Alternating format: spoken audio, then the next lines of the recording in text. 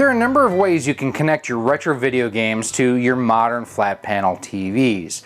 Now, one of the things that's very popular is using a device such as the RetroTink to go from either a component, composite, or S-video connection and go outboard to an HDMI input.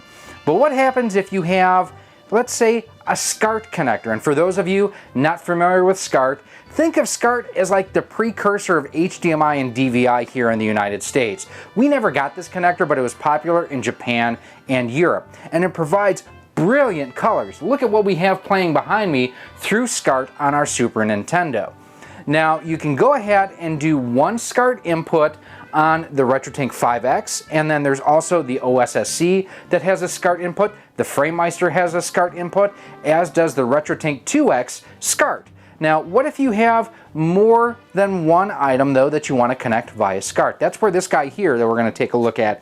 This is a 6-in, 2-out SCART switcher box, but more than that, it also does component video. Now, we have seen similar items to this available on certain websites, which we're not going to mention on here because they like to cancel your orders when you ask why it's taken 3 times as long as their kind of promoted time that they're going to fulfill your order. That being said, I actually picked this up. This was my first order I ever had on AliExpress, and I got it in about 2 weeks, so I was pretty happy with that. So what we're going to do, we're going to take this, we're going to throw it on the bench, we're going to see basically all the inputs, how it works, is it going to work for our scenario that we have here, and kind of put it through its paces. Let's get started. So here we have our RGB SCART switch on our bench here, and there's a couple things to point out. First of all, this is the version that has the plexiglass enclosure in it. There are versions that's just the switcher that you can get for a lower cost. I like this because you don't have open pins and whatnot sitting on anything. It gives us that kind of cushion there. It also should help protect it against dust and dirt and other things from getting in here. So this is also the version. There's a number of different variants out there. You can get ones that just have SCART. You can get ones that have SCART and RCA outputs. You can get those who have SCART, RCA outputs, and component video inputs as well. That's actually what I wound up going with here. This is basically the top of the line one in this variant. So it also has push buttons here to select your inputs. So 1, 2, 3, 4, 5, and 6. They have a really nice definitive click, which is very cool. I do want to thank the guys too over at Insurrection Industries. They're the ones that first showed me one of these. Now, even though it does have component and SCART, you can only use one at a time. So even though you have, this is SCART 6, this is component input 6, you can either use SCART or component. You can't use them both at the same time. Now, it is also laser etched on top, so you have SCART 6-in, 2-out, because you can also go output not only via SCART but also via component too. It does have a sync switch here, and it does have an optional 9 to 12 volt power supply. And one of the things that I have found with this is for running SCART through here, I don't need an external power supply. When I do need one is if I'm running component, like off of my Sharp Famicom Twin into this. It does require a separate power supply.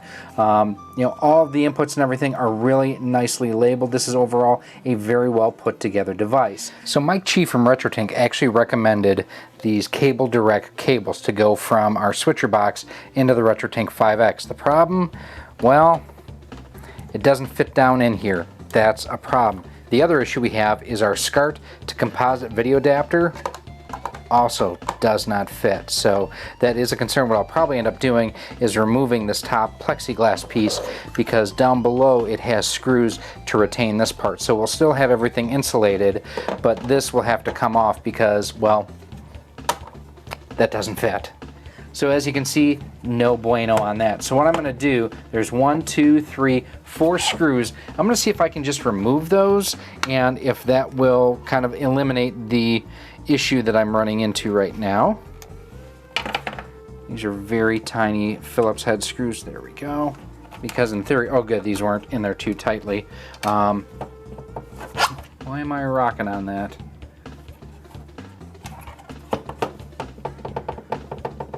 That's not good either. But I'm going to take off this top cover, and while I will lose some dust protection, I should still have full, or I should then have full access to all the ports and everything as I want, and it should keep everything else pretty safe and secure. Now, if I wanted to, I could take my Dremel tool and open this up a little bit with like a router bit, and I may end up doing that in the end. But for the short term, what I can do, and here is my SCART to composite adapter. It's exactly what I wanted, and nice, good, firm connection there. And I just don't like that wobble, so I may actually end up putting some rubber feet on the bottom. But let's go ahead, we're going to hook everything up here and kind of take a look at how it looks. So in the US we knew this as Super Mario All-Stars. In Japan it was the Super Mario Collection. As you can see, we do have our RetroTink 5X set to the Super NES sampling. Interpolation is sharp. There's smooth or soft, which I think looks a little blurry. There's sharp, soft. Scan lines off. There's what, 50%, 90, and 100% looks like. Now there is a firmware update out which I have not performed yet that goes ahead and allows you different options, scan lines and whatnot. We will be showing you in a future tutorial how to do all that. Vertical sync is frame lock, deinterlace is set to Bob, 4-line comb filter, RGB full for the color space. Another change is a change and an update to the low pass filter. It is set to on right now. Don't need to worry about the gun border. Don't need to worry about the downscale either. So we're going to go ahead and scroll through, and we are going to play some Super Mario Brothers 3. Look how bright and vibrant everything looks. And the thing to take home from all of this, and this is less to do about the Switch and more to do about the RetroTink 5X, is the fact that I am using original hardware here. And the SCART cables just make it look that much better. Now, one thing of note is I am playing on a Super NES Junior here. Out of the box, I'm playing on a Super Famicom Junior. The Super Famicom Junior does not do RGB out of the box. However, our buddy Voltar has a terrific mod kit that is pretty inexpensive and provides great results like what you see here. And I have done that mod. Look at that, that looks so good. I have done that mod to this particular system. If you want to see how I perform that mod, I will have it linked for you in the upper right hand corner. But man, this looks terrific, and one of the reasons, big reasons why I wanted to do not only this mod, but again, the RetroTink 5X, and why I wanted to use an RGB, look at that, that's so pretty, why I wanted to use a quality RGB SCART cable too. So we are going to move on to the Sharp Famicom Twin. So here's one for you. This is the Sharp Famicom Twin going through the RetroTink 5X via the SCART to composite adapter, and you can actually see I've got it in the upper left hand corner, and this is actually the Famicom Disk System version of Zelda. So if you've never seen or heard it, here you go. It actually sounds amazing.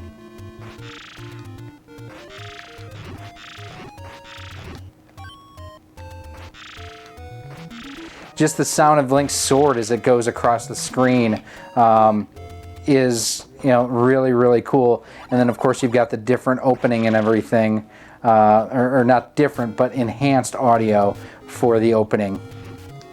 I really wish we would have gotten these audio enhancements here in the US. It's one of those things that, it's disappointing we didn't get, but I'm glad that I can enjoy it now. And something, if you have the opportunity to do so through, something like a Famicom Twin, or even picking up a Famicom Disk System, I highly recommend it. Now, one thing of note is the fact I am seeing some jail bars here, and that's not too uncommon with the Sharp Famicom Twin. What's great too is not only does it look good and sound good, I mean, for composite video, that's something to remember. This is just composite video, but it is something that there's no lag, there's no delay, anything like that, except for load screens.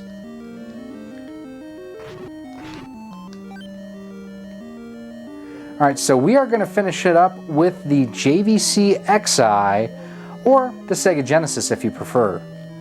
So we're going to finish this off real quick with our buddy Earthworm Jim here on the JVC XI. And this is actually passing through my 32X, so interesting to see how it works and plays and everything. I will say I don't know that Jim's ever looked better. I mean, this is just amazing how good this looks. Cow.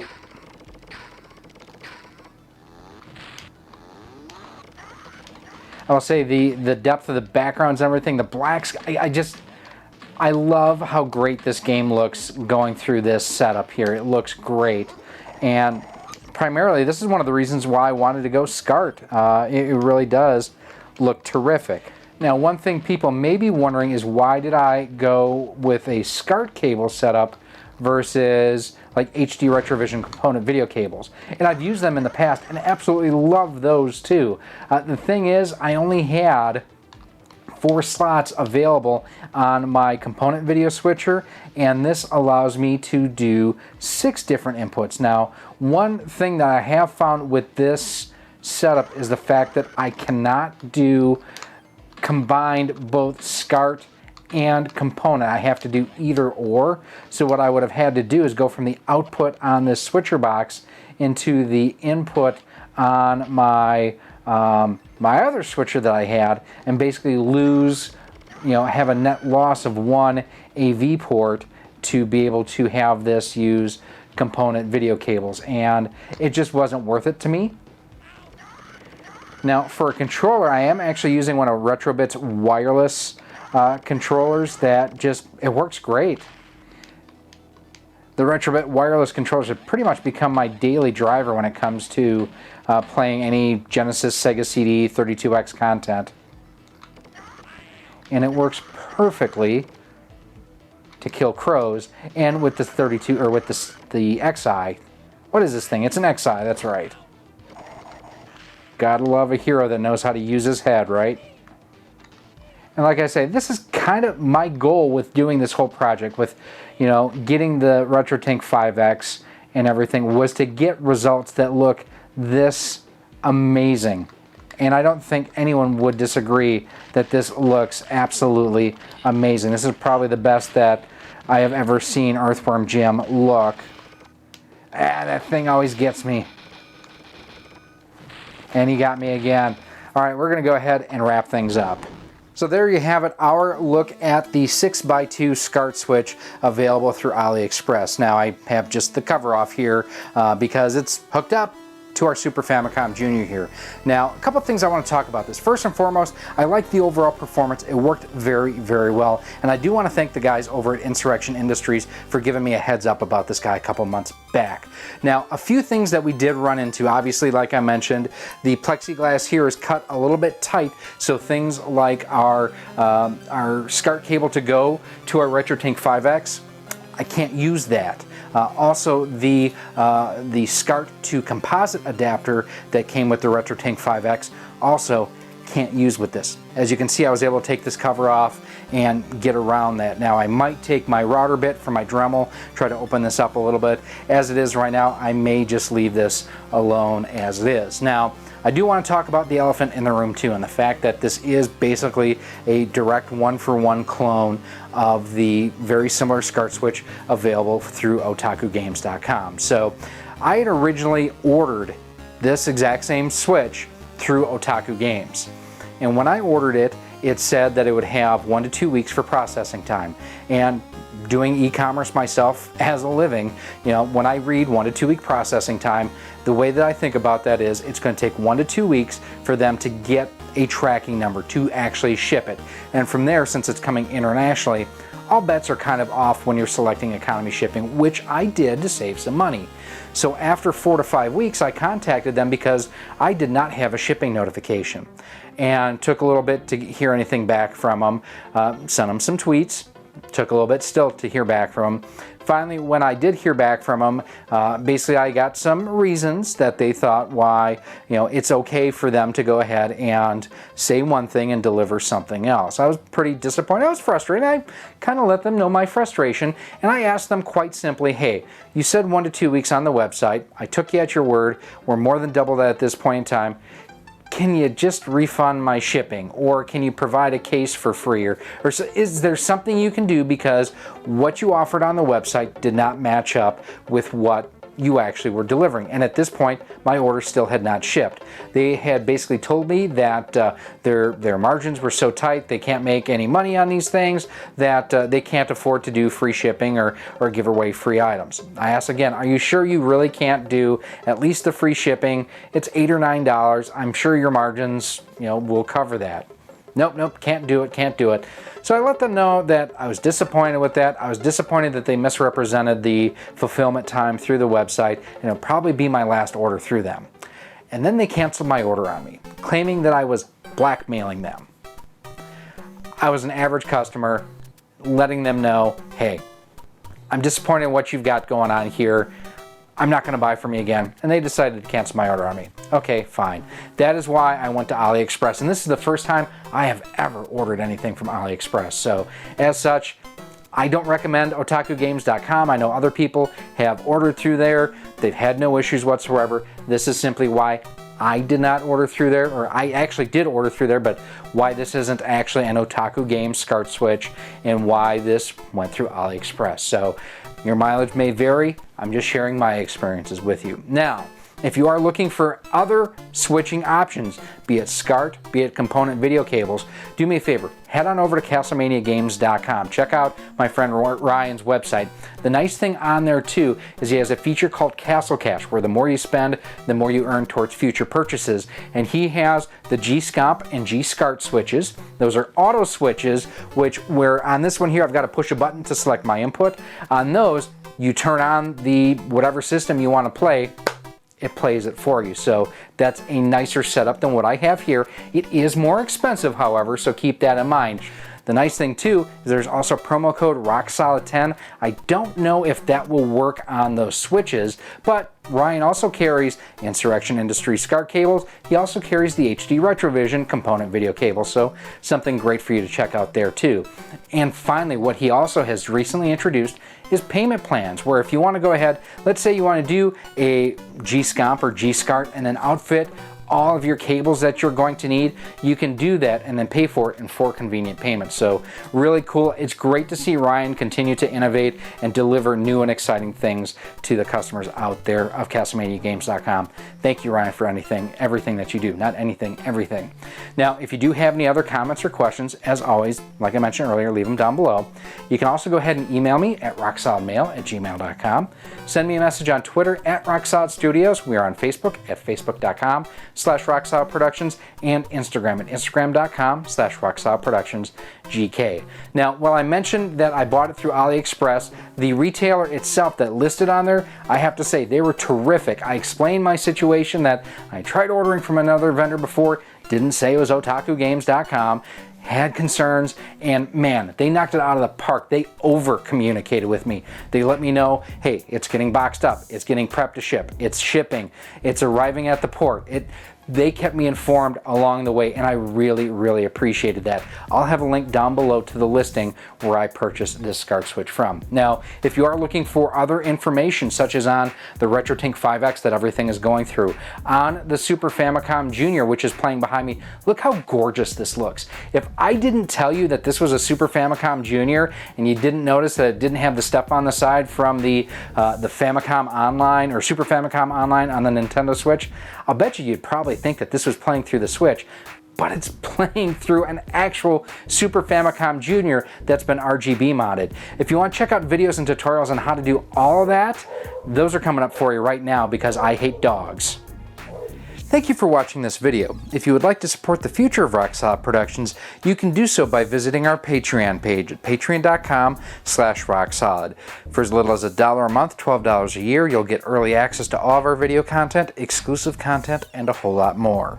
You can also become a channel member here on YouTube for as little as $1.99 a month, and with that you get a badge next to your name when you comment or post on the channel, and you are acknowledged whether you are a channel member or a Patreon supporter at the end of each and every one of our videos.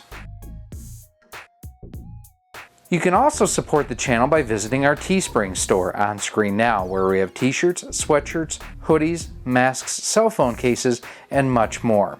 Again, thank you for watching, and I hope to see you soon.